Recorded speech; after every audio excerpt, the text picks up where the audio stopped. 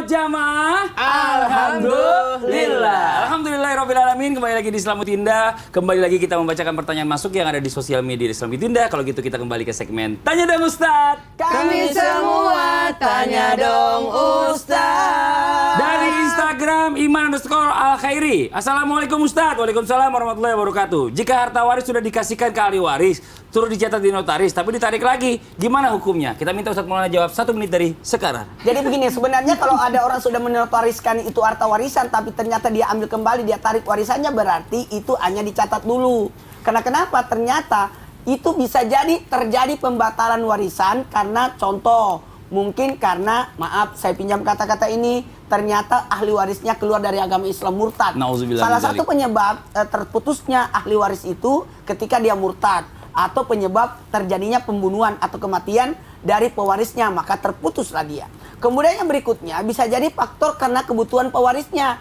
Dia sudah catat di warisan, kebetulan dia banyak utang, jadi bolehlah dia tarik kembali. Boleh dia tarik kembali. Yang ketiga, tolong tidak ahli waris jangan marah-marah sama pewaris. Kenapa? Anta wa malu li abika. Dirimu dan hartamu milik orang tuamu. Jadi jangan kau harap harta orang tuamu, dirimu aja sama hartamu milik orang tuamu kan. Iya. Nah kalau solusi ketika terjadi, nih tadi pertanyaan saya tambahin di tausiah saya sebelumnya, terjadi pewarisan yang menyalahi aturan, maka kembalikan lagi kepada aturan, diselesaikan secara, dicatat kembali hartanya lalu dibagi lagi. Masya Allah. Untuk solusinya. Iya. Terima kasih banyak Ustaz Maulana. Kita masuk ke pertanyaan yang berikutnya dari Instagram @puspita5446. Assalamualaikum warahmatullahi wabarakatuh. Waalaikumsalam warahmatullahi wabarakatuh. Ustazah, semoga sehat-sehat selalu. Amin ya Allah. Saya mau bertanya, apakah istri yang sudah meninggal masih mendapat harta waris gonogini?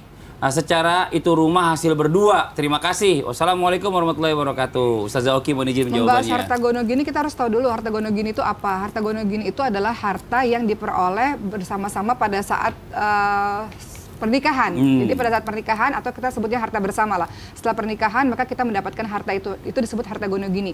Nah kalau cerai, saya agak bahas dulu yang lain. Cerai itu ada cerai mati, ada cerai hidup. Kalau cerai hidup kemudian kita meminta harta gonogini, silakan saja kepada mantan suami. Tapi kalau seandainya tidak juga diberikan harta gonogini itu, setelah putusan cerai bisa menuju ke pengadilan agama untuk mendapatkan harta gonogini tersebut.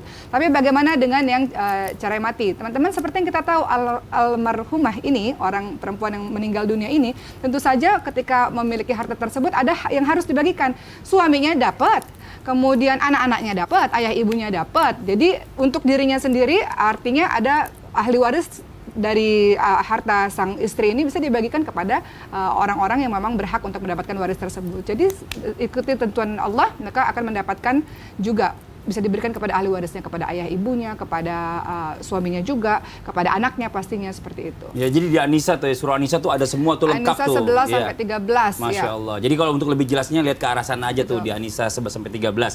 Nah, sekarang waktunya. Ya. Sekarang waktunya kita mendengarkan muhasabah, dilanjutkan doa dipimpin guru kita Ustaz Syam. Tafadhol Ustaz Syam. Bismillahirrahmanirrahim. Jamaah Islam itu indah yang dimuliakan Allah Subhanahu wa taala. Nabi SAW ketika berada di penghujung hayat beliau, lalu beliau pingsan.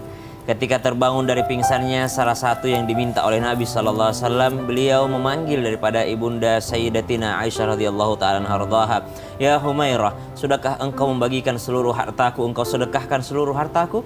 Lalu beliau pun pingsan kembali. Ketika tersadarkan kembali dari pingsannya, itu lagi pertanyaan yang diulang.